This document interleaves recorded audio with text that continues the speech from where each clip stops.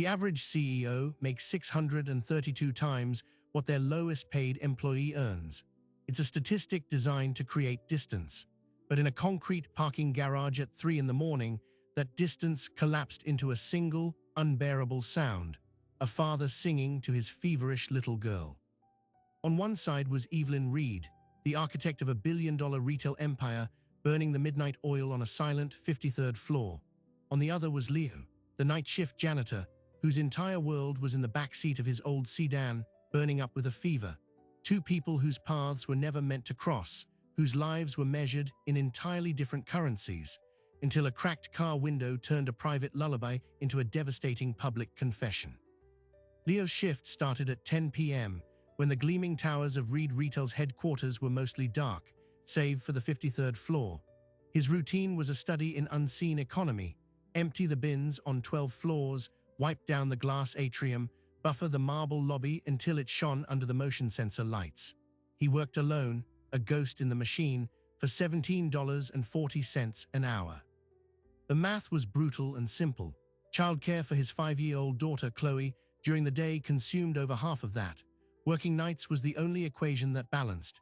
He, pick her up from after-school care at 6, make dinner, do the bedtime routine, and wait for his sister Maria to arrive at 9:45 to sleep on his couch.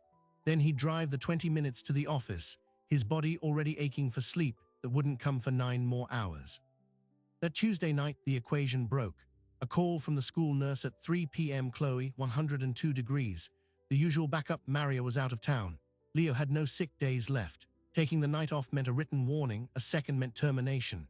The company's attendance policy, drafted by an HR department he'd never seen, was absolute, so he did the only thing he could.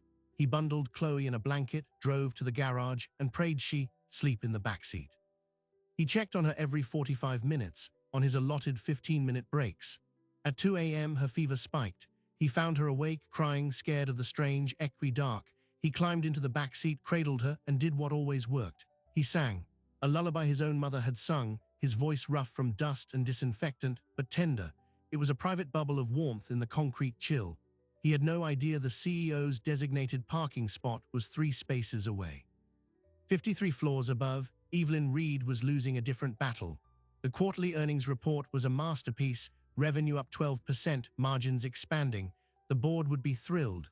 She had just closed a $300 million acquisition, yet sitting in her corner office, the silence was a physical weight. Her phone hadn't rung with a personal call in weeks. Her calendar was a fortress of meetings, her penthouse an elegant museum. The research is clear. Nearly half of all CEOs report profound loneliness. For Evelyn, it wasn't just a statistic. It was the taste of her coffee, drunk alone at midnight. It was the realization that her professional language had completely replaced a personal one. She had sacrificed marriage, friendships, and the dream of a family on the altar of market share. She told herself it was worth it, that the empire she built was her legacy.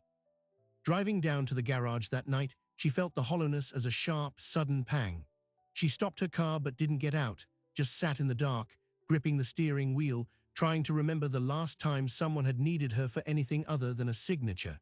And then she heard it, a man's voice, frayed with exhaustion yet impossibly soft, floating through the concrete canyon. "Hush now, my baby, don't you cry." She peered through her passenger window. She saw the janitor's uniform first, then the man in the backseat of an old Corolla rocking a small child. His eyes were closed, his forehead resting against his daughter's, his entire being focused on that song.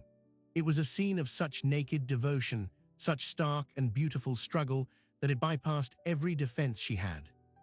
Evelyn Reed, who negotiated with billionaires without blinking, found her hands trembling. The contrast was catastrophic. Here was a man who owned almost nothing, giving everything. And there she was, in her German sedan that cost more than his annual salary, owning everything and giving nothing to an empty home. The lullaby wasn't just a song, it was an indictment. A mirror held up to a life she had meticulously constructed, revealing it to be a beautifully appointed shell. She cried, not a single, graceful tear, but a silent, heaving breakdown, her hands pressed to her mouth to stifle the sound. She cried for the childhood she'd chosen to postpone forever. She cried for the relationships she'd allowed to wither. She cried out of a loneliness so deep this stranger's love for his child felt like a physical blow. When the song ended and Leo gently extracted himself, covering Chloe with the blanket, Evelyn knew she couldn't just drive away. The distance the 632-to-1 pay ratio created had been vaporized. She watched him walk back to his mop bucket, his shoulders squared for the last 4 hours of his shift. An idea, reckless and utterly unlike her, began to form. It started not as a corporate initiative, but as a raw human impulse. I have to help that man. But in a billion-dollar corporation, no good deed is a simple one. Any action would be scrutinized. A gift of money, a charity case, a promotion, favoritism. Her entire world was governed by policies, optics, and shareholder value.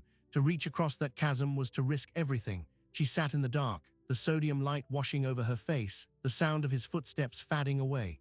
She had a decision to make. Would she retreat back to the 53rd floor, where emotion was a liability? Or would she step out of the car, into the garage, and into a story that would shatter the perfect, lonely pane of glass she lived behind? She stepped out of the car. The click of her heels on the concrete was like a gunshot in the silent garage. Leo looked up from his cart, instantly on guard, his body shifting subtly between the cart and his daughter's car. He saw the tailored blouse, the severe elegance, and recognized the CEO from the portraits in the lobby. His first thought was not awe, but fear. I'm fired. Mr. Evelyn realized she didn't know his name. The janitorial staff were contracted, their names not in her employee directory. I couldn't help but overhear. Her voice, usually commanding in boardrooms, wavered. Your daughter, is she all right? Leo's guard stayed up. She's fine, ma'am, just a fever, she'll sleep it off. It was the script he'd prepared if security ever questioned him. Evelyn took a step closer, her own vulnerability now laid bare. I heard you singing, it was beautiful. The word felt inadequate. I have a proposition, not as your CEO, just as a person who was moved. She offered to have her personal driver take Chloe and Leo's sister to the best pediatric clinic in the city, immediately, all expenses covered. She offered to call in a favor with a top specialist. Leo listened, his expression unreadable. When she finished, he asked one quiet question. Why? The simplicity of it disarmed her. The real answer, asterisk, because your love showed me my emptiness, asterisk, was impossible to say. Because it's the right thing to do, she said, which was both true and a fraction of the truth. Leo declined, politely, firmly. He thanked her but said his sister, a nurse, was already on her way. The refusal stunned Evelyn. In her world, her offers were commands dressed as gifts. She wasn't prepared for a asterisk, no asterisk. She retreated to her car, not back to her office, but home, the encounter replaying in her mind. His dignity had been a wall she couldn't scale with money. The next morning, sleep-deprived and emotionally raw, Evelyn did something unprecedented. She summoned the head of facilities and the head of human resources. She asked for the file on the night shift janitorial contract. She learned his name, Leo Gutierrez. She learned his rate of pay. She saw the cost-saving analysis that had outsourced the jobs 5 years prior, eliminating benefits and capping hours to avoid healthcare obligations. The math was flawless. The human cost was invisible. Driven by a compulsion she didn't fully understand, Evelyn drafted a pilot program, the Family Stability Initiative. It proposed bringing the night shift janitorial staff in-house as full employees with benefits, including a substantial childcare stipend and access to an emergency backup care network. The projected cost was a rounding error in the corporate budget, about $300,000 a year. She ran the numbers herself. It was less than her annual bonus. This is where the first institutional wall appeared. Her chief financial officer, a man named Robert Vance, received the proposal with polite bafflement. His concern wasn't the cost, but the precedent. Evelyn, we have standardized compensation bands. If we adjust for one group based on personal circumstances, it opens a liability waterfall. What about the day porters, the mailroom staff? Where does it end? The word personal hung in the air. He'd heard a rumor, of course. The CEO seen talking to a janitor in the garage at 3 a.m. Optics had become a factor. Meanwhile, Leo went home that morning to a recovering Chloe. He told his sister about the bizarre encounter. Maria's response was immediate suspicion. Nothing from a CEO is free, Leo. They'll want something, they always do. He tried to forget it, but the image of Evelyn Reed, her makeup streaked, watching him from her car, wouldn't leave him. It felt less like charity and more like a collision. A week later, a formal envelope arrived at Leo's apartment. It was an invitation to meet with the Director of Corporate Social Responsibility. Perplexed, he went. In a sleek conference room, he was presented with a vague, sanitized version of the Family Stability Initiative. They spoke about supporting our extended workforce family and pilot programs for holistic employee well-being. They asked for his feedback as a stakeholder. Leo sat there in his one clean button-down shirt and understood. He was being used. His story, his daughter's fever, his lullaby had been converted into a corporate talking point. The raw humanity of that night was being processed into a press release. He left feeling hollow, but he also saw a sliver of an opportunity. If they were going to use him, he could use them back. At the end of the meeting, he asked a single, pointed question. If this program is real, will it cover my friend Anya in the mailroom? She's a single mom too. She works 2-day jobs because the hours here don't give her benefits. The directors exchanged a glance. The script didn't include expanding the pilot. The story began to leak. Not the true emotional version, but a distorted corporate fairy tale. CEO hears employees' plight, creates new benefit program. A business blog picked it up. Inside the company, the reaction was not unified gratitude. Resentment simmered. Day shift employees in customer service, who also struggled with childcare but weren't part of the pilot, asked their managers, why do the night janitors get special treatment? The union, representing the retail floor staff, sent a formal inquiry about equity. Evelyn, trying to do one right thing, had accidentally pitted her employees against each other. She was now managing a morale crisis, not leading a quiet revolution. And then the camera footage surfaced. Every parking garage has security cameras. A low-level security analyst, digging for something else, found the time-stamped feed from that Tuesday night. It showed Evelyn's car parked, unmoving for 27 minutes. It showed her breakdown, her face clearly visible in the dashboard light, hands over her mouth. It showed her getting out, approaching Leo. The footage had no audio, but the narrative wrote itself. The analyst didn't go to the press. He went to Robert Vance, the CFO. Vance saw it not as a human moment, but as a catastrophic vulnerability. The CEO, emotionally compromised, making a major compensation decision based on a personal, midnight epiphany. In the cold logic of corporate governance, it was a liability. It could be framed as erratic leadership, a breach of fiduciary duty by making a decision based on emotion rather than data. Vance requested a private meeting with Evelyn. He played the footage. Evelyn watched her own private unraveling on a corporate monitor. She felt violated but also exposed. The board cannot see this, Evelyn, Vance said, his tone not unkind but brutally pragmatic. We need to pause the initiative. Indefinitely, let this moment fade. We can revisit support structures in the next fiscal cycle with a proper data-driven framework. It was a polite execution. Her single attempt to bridge the gap was being shut down to protect her authority and the company's stability. The very system she commanded was now neutralizing her act of conscience. But the universe of information had changed. Someone else in the security office, a friend of the analyst, had copied the footage. And with the rumors already swirling, with employee forums buzzing about unequal benefits, this silent movie from the garage was a spark in a tinder-dry forest. It was only a matter of time before it found its way out. Leo, unaware of the political storm brewing 53 floors above, received a second summons. This time, it was from a stern woman in legal. They presented him with a confidentiality agreement and a one-time goodwill payment of $5,000. The agreement stated he would never speak about his interaction with the CEO or the proposed initiative. The implied threat was clear: take the money and the silence, or risk your contract not being renewed. He left the legal office, the agreement in his hand, feeling the walls of the system close in around him.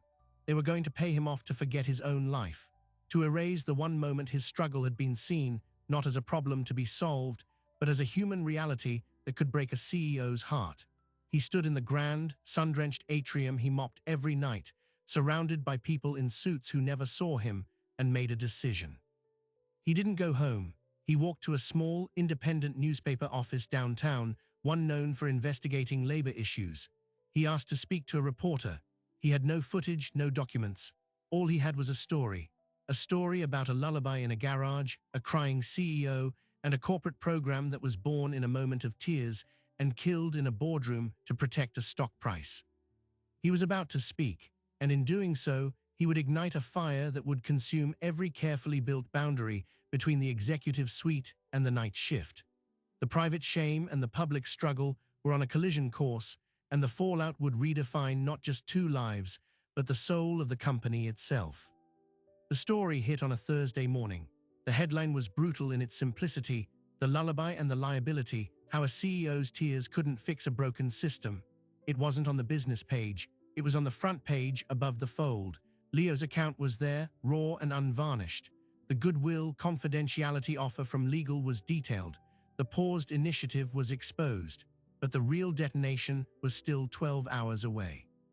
Inside Reed Retail, panic was a quiet, humming thing. Emails flew with urgent in the subject line. The PR department drafted statements about mischaracterizations and ongoing internal reviews. Evelyn was shielded from the initial storm, but she read the article in her office, her stomach a cold knot. They had used Leo's words, but they had captured the truth of it. She saw her own failure reflected back at her. She had tried to use the system to fix a problem the system was designed to create. Then at 7 p.m. the footage leaked. An anonymous account posted the silent garage video to a major social media platform. It needed no caption. The 27 minutes of Evelyn's car, immobile. The clear, unmistakable moment of her breakdown, her approach to Leo. It humanized her in a way no press release ever could, but it also weaponized her emotion. The comments were a battlefield. Some saw a compassionate leader. Others saw a weak, unstable executive making decisions based on melodrama. The narrative splintered, but the attention became a wildfire. This is when the board's patience ran out. A special meeting was convened via secure video link. Evelyn faced 9 faces on a screen, most of them older, all of them concerned with the stock ticker symbol that had just dipped 3%. The lead director, a man named Arthur Walsh, didn't mention the lullaby or the child. He talked about reputational contagion, governance protocols, and the perception of impulsive leadership. His solution was clean. Evelyn would go on a temporary leave of absence. The CFO, Robert Vance, would become acting CEO. The Family Stability Initiative would be formally cancelled, labeled a well-intentioned pilot that was no longer under consideration. It was a coup dressed as a respite. Evelyn was being removed to sanitize the company of her emotional indiscretion. She sat through the meeting, her face a mask of calm, and accepted the suggestion. She had no leverage. The footage had seen to that. But the story had already jumped the corporate fence. It was no longer about one CEO and one janitor. It became a national Rorschach test for everything wrong with the modern economy. Cable news debates asked, is corporate America capable of mercy? Talking heads argued about the 632-to-1 pay ratio that had started this whole documentary. Unions cited it as a textbook case of poverty wage outsourcing. Family advocacy groups held small rallies outside Reed Retail's headquarters, some with signs that read, "We all sing the lullaby." And then the twist that changed everything. An investigative journalist, digging through Securities and Exchange Commission filings, found a buried clause. It was in the annual proxy statement. Reed Retail's board had approved a new compensation package for the CEO just 3 months prior. A package that included a special retention bonus of $5 million, payable if Evelyn Reed remained CEO through the end of the fiscal year. The bonus was contingent on meeting certain financial targets. Targets that would be directly, negatively impacted by the cost of bringing janitorial staff in-house with full benefits. The narrative inverted in a single afternoon. It was no longer just a story about a compassionate CEO stymied by cold-hearted underlings. It was a story about a CEO whose own personal financial incentive was structurally aligned against helping the very employee who moved her. The system wasn't some vague entity. It was a set of rules she had personally benefited from and which her proposed initiative would have technically penalized her for enacting. The public outrage found a new, sharper focus. The hypocrisy was breathtaking. Evelyn, sitting in her penthouse on leave, watched this new revelation unfold and felt a shame deeper than any before. She had been so focused on the emotional truth of the garage, she had been blind to the financial truth of her own contract. She was not a victim of the system. She was one of its highest-paid architects. Leo's world was also fracturing, but in a different way. He became a symbol. His face was blurred in most reports, but his story was everywhere. This brought two dangerous things: scrutiny and opportunity. The contracting company that employed him, facing immense public pressure, generously offered him a promotion to a daytime supervisor role with a modest pay increase. It was a clear attempt to make him go away and to salvage their own reputation. His co-workers, however, were divided. Some saw him as a hero who had shone a light on their struggle. Others, fearing their own hours might be cut in retaliation, whispered that he was a troublemaker who had doomed them all. Worst of all, Chloe's school called. Reporters had been asking questions at the gates. Leo's greatest fear, that his daughter would be dragged into the spotlight, was coming true. He had started this to be seen, but now he desperately wanted to become invisible again. The pressure reached a breaking point for both of them, but from opposite ends. Evelyn, isolated and stripped of power, realized her leave of absence was a prelude to being permanently replaced. The board was already quietly courting external candidates. Her life's work, the empire she sacrificed everything for, was being taken from her, not because she failed financially, but because she had briefly succeeded humanly. Leo, watching the news cycle twist and churn, realized his truth was being lost. He wasn't a saint or a pawn. He was a tired father who sang a lullaby. The complexity of Evelyn's position, her own trapped status within the machine she ran, began to dawn on him. He remembered the raw pain on her face in the garage, a pain that mirrored his own exhaustion. They were not opposites. They were two people caught in the same crushing dynamic. On a rainy Sunday, 2 weeks after the story broke, Evelyn did something she hadn't done in years. She acted without a plan, without consulting lawyers or publicists. She used a private number to call the reporter who had written the initial article. She didn't ask for a platform, she asked for a favor, to pass a message to Leo Gutierrez, a request for a meeting, not in a corporate office, not with lawyers, somewhere neutral. She just wanted to talk. The reporter, skeptical but intrigued, relayed the message. Leo, after a long night of talking with his sister, agreed. He stipulated the location, a diner halfway between his neighborhood and her downtown, at 9 a.m. on a Monday, when it would be quiet. They were both walking into that diner with nothing left to protect. Evelyn's career was in ruins. Leo's anonymity was gone. The world had turned their private moment into a public spectacle and then a corporate scandal. Now, stripped of titles and scripts, they were just two people who had witnessed each other's breaking points across a concrete chasm. What they said to each other over cheap coffee would determine whether this story ended as a tragedy of good intentions, or if something new, something real, could be built from the wreckage of it all. The diner smelled of old coffee and maple syrup. Evelyn arrived first, wearing sunglasses and a simple sweater, looking nothing like the CEO from the portraits. Leo arrived 5 minutes later, holding the door for an elderly couple on his way in. They sat in a corner booth, the vinyl seat cracking under them. For a full minute, neither spoke, just listened to the clatter of plates from the kitchen. Then Evelyn took off her sunglasses. Her eyes were tired, but clear. "I'm not here to ask for anything," she said, her voice low. "I'm here to apologize, properly, not as a press release. The program, the way I tried to do it, it was patronizing. I saw a problem I wanted to fix, but I tried to fix it from the 53rd floor. I didn't ask you what you needed." Leo stirred his coffee, the spoon making a soft asterisk ting against the ceramic. "You asked if my daughter was okay. That was human. Then the company sent lawyers with a check to make me forget it. That's what I needed protection from." Evelyn nodded, absorbing the blow. "The bonus," she said, the word sour in her mouth. "The $5 million retention bonus. I didn't connect it. I should have. That's the worst part. The system is so woven into you, you stop seeing the strings." She looked out the window at the rainy street. "I built my worth on a number, and that number was literally tied to keeping other numbers, your pay, your benefits, as low as possible. I cried in my car because I was lonely, but I was a prisoner in a tower I built myself." It was the most honest thing she'd said in a decade. Leo studied her face, the absence of its usual armor. "My sister told me not to come today. She said you'd try to manipulate me again." She's smart, Evelyn said. I would have. 2 months ago, I would have seen this as a problem to solve, a narrative to manage. Now I just see the mess. She leaned forward. I'm resigning, officially. The board will accept it today. But before I go, I have one vote left, one piece of leverage.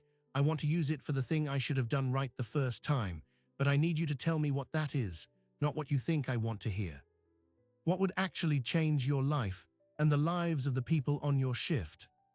Leo was silent for a long time. He thought of Anya in the mailroom, of his friend Carlos who worked 2 janitorial jobs back to back, of the constant grinding fear of a sick child or a flat tire. He didn't need a one-time bonus or a photograph charity. He needed stability. A voice, he said finally. A real one, not a suggestion box. A seat. Someone from the night shift, from the contracted staff, in the room when decisions about our work are made. And a contract that turns into a real job, with sick days, real ones. Evelyn didn't hesitate. Okay. She pulled out her phone, not to make a call, but to open a notes app. Tell me the names, the best people, the ones who understand the work and look out for everyone else. What happened next was a quiet, 2-person conspiracy against the inertia of a billion-dollar corporation. Evelyn, in her final 48 hours as CEO, wielded her departing authority like a scalpel. She didn't relaunch the grandiose Family Stability Initiative. She executed a series of precise, binding directives. First, she issued an irrevocable instruction to convert all existing janitorial and facilities service contracts to direct employment, with a 90-day transition plan. The cost was absorbed by canceling her own severance package and the controversial retention bonus. Second, she established a permanent floor council with elected representatives from every non-managerial department, including night operations. The council had mandatory monthly meetings with senior leadership and veto power over any policy change directly affecting work conditions. Leo's friend Anya was its first chair. Third, and most personally, she used her remaining stock holdings to endow a small, independent nonprofit. It wasn't attached to Reed Retail. It was called the Bridge Fund, and it provided zero-interest loans and emergency grants for childcare, medical copays, and car repairs for low-wage workers in the city. The board was comprised of former workers, social workers, and financiers. Leo was asked to sit on it. He accepted. The news of her resignation and the sweeping changes hit like a shockwave. The business press called it a stunning capitulation and a dangerous precedent. The social press called it a redemption. Evelyn gave no interviews. She released a 1-page letter. It didn't mention a lullaby. It said, in straightforward language, that the distance between the top floor and the ground floor had become a moral and operational liability, and that closing it was the most important work the company could do. Leo's life changed, but not into a fairy tale. He was offered a day-shift supervisor role, but he turned it down. Instead, he took a position on the new logistics team using his intimate knowledge of the building's flow. The pay was better, the hours were daylight, and for the first time, he had health insurance that didn't keep him awake at night. Chloe started at a better school district. The reporters eventually lost interest. A year later, the story had its final, surprising footnote. Reed Retail's stock, after an initial dip, began a steady climb. Employee retention in facilities and operations soared. Productivity increased. Absenteeism plummeted. A Harvard Business School case study was written about it, focusing not on sentiment, but on the financial efficacy of structural empathy. The 632-to-1 pay ratio at the company narrowed, not to 1-to-1, but significantly for the first time in decades. Evelyn Reed did not disappear. She became a consultant, but not the kind she used to hire. She advised other Fortune 500 companies on what she called ground floor integration. Her fee was high, but her first question to every new client was always the same. When was the last time you spent a full night shift in your own building, and not as a tourist? She lived in a smaller apartment. She was, by many measures, less powerful. And she was, for the first time since she was a young woman, not lonely. One autumn evening, Leo was walking Chloe home from a parent-teacher conference. They passed the old headquarters, now just one of many buildings in the cityscape. Chloe, now 6, pointed. "That's where you used to work, right, Daddy, when you sang me the song in the car." "That's right, Mijo. Do you miss it?" He thought about the cold garage, the aching silence, the fear. He looked at his daughter's hand in his, at the ordinary, glorious fact of a Wednesday evening walk. "Not for a second," he said. And in that moment, both of them, in their own ways, had found the same thing. Not a happy ending because life doesn't end, but a truce, a recalibration. Leo had traded invisible struggle for visible dignity. Evelyn had traded isolated power for connected purpose. The parking garage was just a concrete hole in the ground, but the sound that escaped from it, a father's lullaby, a CEO's sob, turned out not to be a footnote of corporate scandal. It was a tuning fork.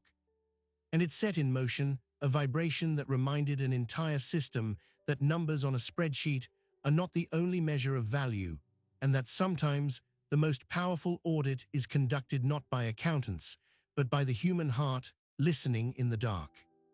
We tell stories about parking garages and boardrooms as if they exist in separate universes, one made of concrete and echo, the other of glass and silence. But what this moment revealed is that they are the same building. The distance between them isn't physical.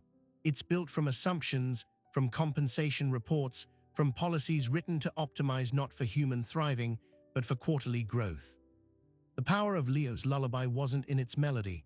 It was in its unintended frequency.